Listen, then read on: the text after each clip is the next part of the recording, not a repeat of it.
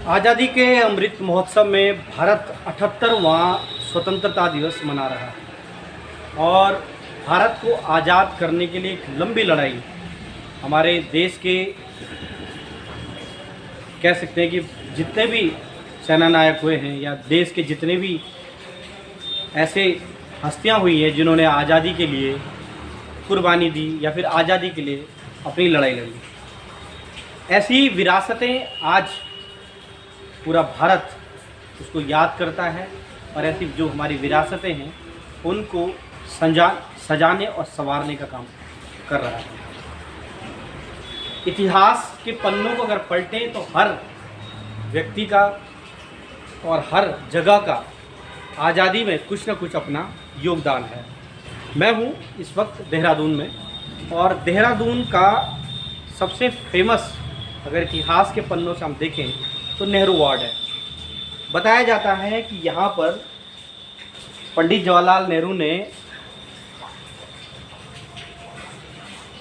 करीब करीब 1 साल अपना बिताया, लेकिन इसमें ये अहम बात है कि उस दौरान उन्होंने करीब 4 बार यहाँ पर नेहरू जी को बंदी बनाया गया, यानी उनको बंधक रखा गया।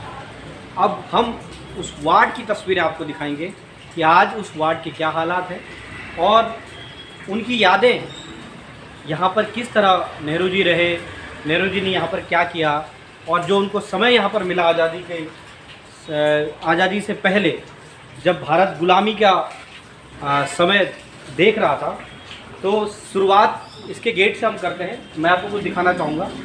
ये आप देख सकते हैं यहाँ पर लिखा हुआ है ये नेहरू वार्ड और इसमें साफ लिखा हुआ है कि स्वतंत्रता की लड़ाई के समय जो है नेहरू जी 1932, 1933, 1934 और 1941 में यहाँ पर उन्होंने बंदी जीवन को व्यतीत किया। जब हम इस वार्ड के अंदर जाने की कोशिश करते हैं तो सबसे पहले शुरुआत इस गेट से होती है। इस गेट की खूबी मैं आपको बता दूं। पहले सबसे पहले जो यहाँ के जानकार हैं वो बताते हैं कि ये जो गेट है ये पूरी तरह से लोहे से बना हुआ है और इतना सशक्त है, इसमें कहीं भी बाइंडिंग नहीं है।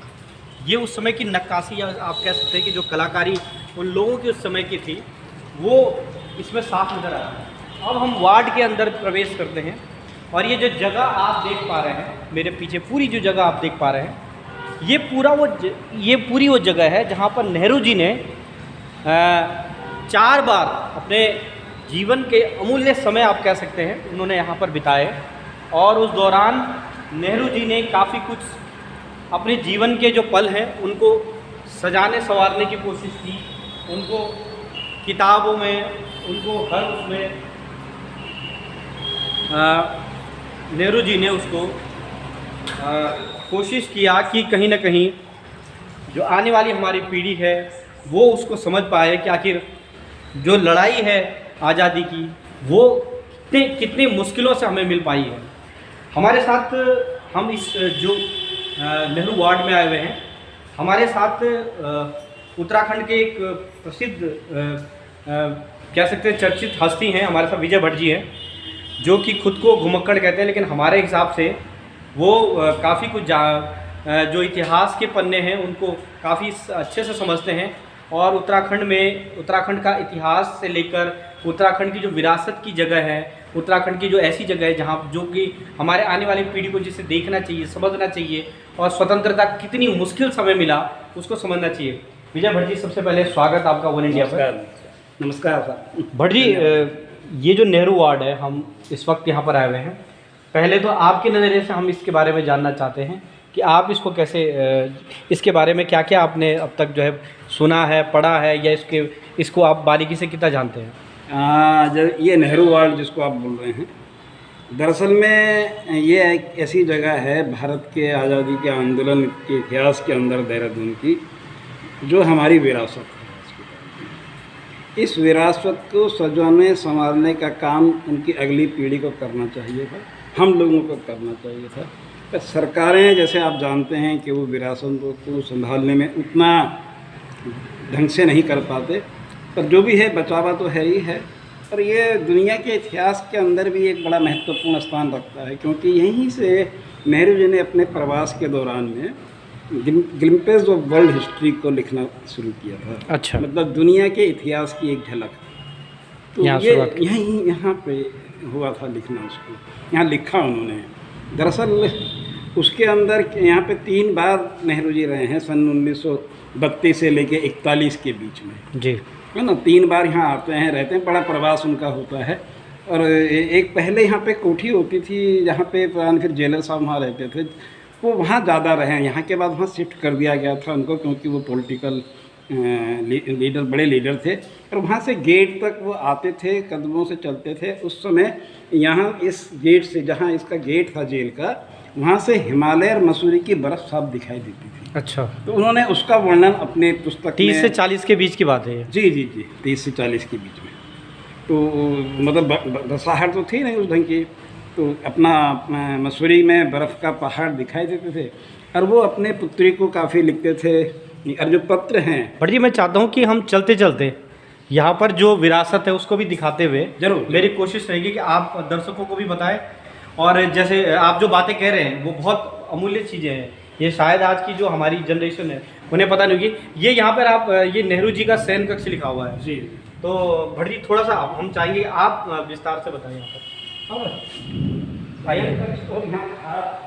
मतलब सोने का स्थान है, लेकिन ये टेबल, ये कुर्सी, ये मेज है, कुर्सी है, ये बताती है कि नेहरू जी को लिखने का काफ़ी, पढ़ने लिखने का तो था ही था उनका। और उनकी बहन देहरादून में रहती थी, पंडित विजय लक्ष्मी। और इंदिरा गांधी भी यहाँ बच्ची भी छोटी थी, तो उनके लिए इंक का और पेन का इंतजाम वो कर देते थे यहाँ पर। और ये सुविधाएं उनको थी कि वो अपना पेन और स्याही का यहाँ पे प्रयोग कर सकें।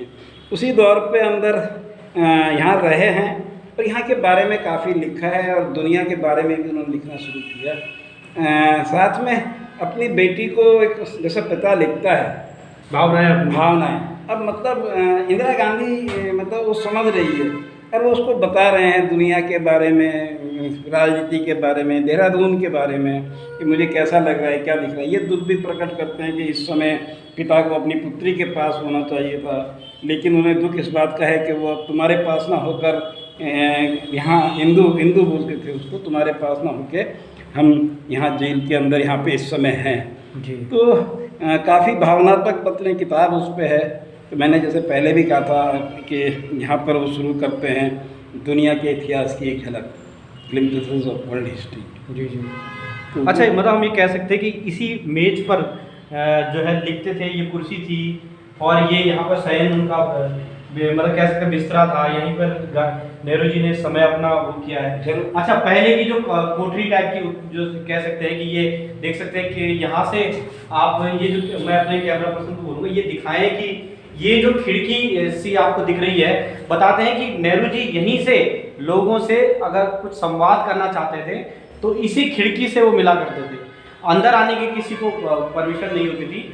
बाद में इसको भी कवर्ड किया गया, जो बताते हैं हमें यहाँ के इतिहास का। ऐसा बढ़ी है आपकी जानकारी? सही बात है कि पहले तो उनको काफ़ी उनके साथ में मतलब व्यवहार अंग्रेज का अच्छा रहा, लेकिन धीरे धीरे बाद में जब 1942 के बाद क्विट इंडिया मूवमेंट शुरू हो गया, जी जी, 41 में आया, उससे पहले जैसे ही बढ़ता है सेकेंड वर्ल्ड वॉर के बाद में मूवमेंट का हिसाब बढ़ता है, तो तब जाके नेहरू जी के साथ थोड़ा सा सख्ताई अंग्रेजों ने करना। अच्छा, जो हम इसके नीचे कहीं ना कहीं नेहरू जी ने अपना समय भी यहाँ पर भी व्यतीत किया होगा। हाँ जरूर, या कुछ किताबों के जो अंश आप बता रहे हैं, जरूर यहाँ पे भी किया होगा। और मैं बता रहा हूँ कि उनको फिर पहले तो उनको बाहर जाने की इजाज़त थी जी, और वो रोज़मर्रा अपना जो है, जो पुरानी जेल थी पुरानी वाली, वहाँ से गेट तक आना जाना और कदम गिनते थे वो।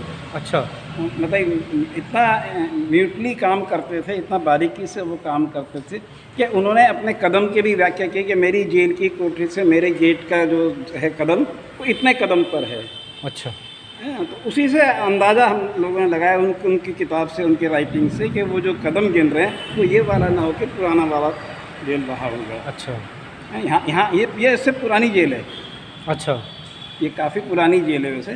शुरू में यहाँ लाए, उसके बाद फिर वो उधर शिफ्ट किया। शिफ्ट किया। अच्छा, डिस्कवरी ऑफ इंडिया को लेकर भी थोड़ा सा लोगों में रहता है कि देहरादून में भी उसकी उनका विचार आया या उसको लिए उन्होंने कुछ यहाँ पे अंश उन्होंने यहाँ पे तैयार किए, क्या आपकी जानकारी में है? मेरी जानकारी में तो वही है कि जो ग्लिम्पसेस ऑफ वर्ल्ड हिस्ट्री, जी दुनिया के इतिहास की झलक हिंदी में बोलेंगे उसको, जी जी जी वो यहाँ पे करते हैं। और यहाँ पे अपनी बेटी के नाम को पत्र लिखते हैं। जी जी जी अब जो आप डिस्कवरी ऑफ इंडिया की बात कर रहे हैं वो और जेलों में लिखी गई होगी, हो सकता है यहाँ भी कुछ पन्ने तैयार हुए हैं तो अच्छा अच्छा मतलब, लेकिन कहीं जिक्र ऐसा आता नहीं है कि देहरादून में ही लिखी गई। तो देहरादून उनको बहुत प्रिय था। और दूसरी बात कि जेल में रहने के साथ साथ जो अंतिम रात थी नेहरू की, अच्छा पंडित जवाहरलाल नेहरू की अंतिम रात भी देहरादून से ही बीती। अच्छा वो सहस्त्रधारा उनको बहुत पसंद था। और जब भी देहरादून आते थे वो सहस्त्रधारा रहा करते थे। और सहस्त्रधारा में नेहरू की के नाम पर, अब तो सब गड़बड़ हो गया, वहाँ पे एक मकान है जिसको नेहरू वहाँ रहते थे जो, तो उनको यहाँ आके वहाँ रहना बड़ा पसंद है। अच्छा, ये भारतवर्ष के प्रथम प्रधानमंत्री स्वर्गीय जवाहरलाल नेहरू श्रद्धा आंदोलन के समय बंद यहाँ पर रहे थे। और ऊपर एक और यहाँ पर बोर्ड लगाया गया है, उसमें लिखा गया है कि यह वह खिड़की है जहाँ खड़े होकर नेहरू जी बाहर उनके दर्शनों को आए जनता को आशीर्वाद दिया करते थे। बाद में खिड़की को बंद कर दिया गया ताकि वो बाहर किसी को देख ना सके, और बाहर के दरवाजे में भी चादर लगा दी। यानी इसी जगह से नेहरू जी को कोई अगर देखना चाहता है, उनसे कम्युनिकेशन, संचार, उनसे बातचीत, उनके दर्शन, उनका आशीर्वाद लेना चाह रहा है। और जैसे भट्ट जी ने बताया कि बाद में नेहरू जी से किस तरह अंग्रेज़ों को खतरा लगने लगा, इस वजह से नेहरू जी को उन्होंने और ज़्यादा जो है कह सकते हैं कि उनकी सख्ताई कर दी थी। ये कुछ हम देख पा रहे हैं यहाँ पे नेहरू जी की जो स्मृतियाँ होंगी उनको उकेरने की कोशिश की गई पेंटिंग के रूप में। ये उनका पूरे परिवार का यहाँ पर नेहरू जी का कहने कह सकते पूरे जीवन का यहाँ पर उनकी दिखाया गया है। और आप देख सकते हैं कि नेहरू जी के अलग अलग पोस्टर जो उनके हैं। और इसको देखिएगा जी, यहाँ पे नेहरू, ये इंदिरा गांधी अच्छा मेरे ख्याल से होंगी जी शायद, जी जाने मुझे कौन है, लेकिन यहाँ उसको डायरी वो लिख रहे हैं कुछ जवाहरलाल नेहरू, है ना। तो लिखते हुए, ये डायरी लिखते हुए, तो जो लिखने का जो कर्म है, जो लेखन का काम, और एक लिखने वाले आदमी को अगर इस तरह की जगह मिल जाए एक साथ तक, तो वो शायद हाँ यही कारण है कि जो नेहरू जी ने जो लिखा वो आज की हमारी जो पीढ़ी है उसके लिए कहीं ना कहीं जो है बहुत प्रेरणादायी है और उसको काफ़ी कुछ वो कर सकते हैं। बिल्कुल बिल्कुल। और यहाँ पे ये अलग अलग चरित्र नेहरू जो कांग्रेस के उस ज़माने के लोग हैं उनका आप तक देखा लगाया इन्होंने, तो काफ़ी कुछ है। और ये कह सकते हैं कि ये एक सिर्फ नेहरू वार्ड नहीं है, ये एक नेहरू का जीवन है, पूरा चरितार्थ जो यहाँ पर बिल्कुल आप हो कह रहा सकते है हैं कि ये नेहरू का चरित्र है, नेहरू का पूरा एक जीवन का एक बड़ा हिस्सा है। उस नेहरू जी का ही नहीं, ये हिंदुस्तान की आज़ादी के आंदोलन का बड़ा हिस्सा है, विरासत है। विरासत है। तो मतलब जो हम आज़ादी का अमृत महोत्सव मना रहे जी, हैं, उसमें ऐसी विरासतों को जो है कहीं ना कहीं हमें संजो के रखना चाहिए और लोगों तक उन बात को पहुंचना चाहिए। अब यहाँ जो पानी की व्यवस्था थी इस यहाँ जेल के अंदर, वो पानी कोई उस समय नल तो होते नहीं थे, तो जो नहर, जो कुआं था रॉस का खोदा हुआ, ये कचहरी में अभी भी उसके वो हैं अंश, तो वो वहाँ उस कुएं के कचहरी के बगल से छोटी सी नहर एक यहाँ आती थी पानी के लिए, तो पानी वहाँ से आता था। अच्छा, नहर आप प्रॉपर नल वगैरह? नहीं, नल वल तो होते नहीं थे, नहर होती थी। जी जी। तो नहर का पानी यहाँ आता था। कुआं था उसमें कोर्ट में, कचहरी में, जहाँ कचहरी है वहाँ भी उसके अस्तित्व हैं। जो रॉस पहले यहाँ के सुपरिटेंडेंट ऑफ जोन बने हैं 1816 के बाद, तो वो वहाँ पे है वो। और नहर तो देहरादून की पुरानी, आप जानते हैं। हाँ, पुरानी काफ़ी पुरानी नहर जो रही है यहाँ पे। तो ये विरासत नहीं, ये कह सकते हैं कि उत्तराखंड के लिए एक बहुत बड़े गर्व की बात भी है। और आज़ादी की अगर हम बात कर रहे हैं तो आज़ादी की विरासत अमृत महोत्सव मना रहे हैं, और विरासत को अगर हम संजोने की कोशिश कर रहे हैं तो ये सब जो चीज़ें हैं, खासकर ये नेहरू वार्ड जो है, जहाँ पंडित जवाहरलाल नेहरू जो भारत के पहले प्रधानमंत्री रहे, उन्होंने 1 साल अगर यहाँ बिताया है आज़ादी की लड़ाई के समय, जंग के समय में, तो उसको अब ये भी मांग धीरे धीरे उठ रही है कि इस विरासत को कहीं ना कहीं वो मिलना चाहिए, वो मुकाम मिलना चाहिए।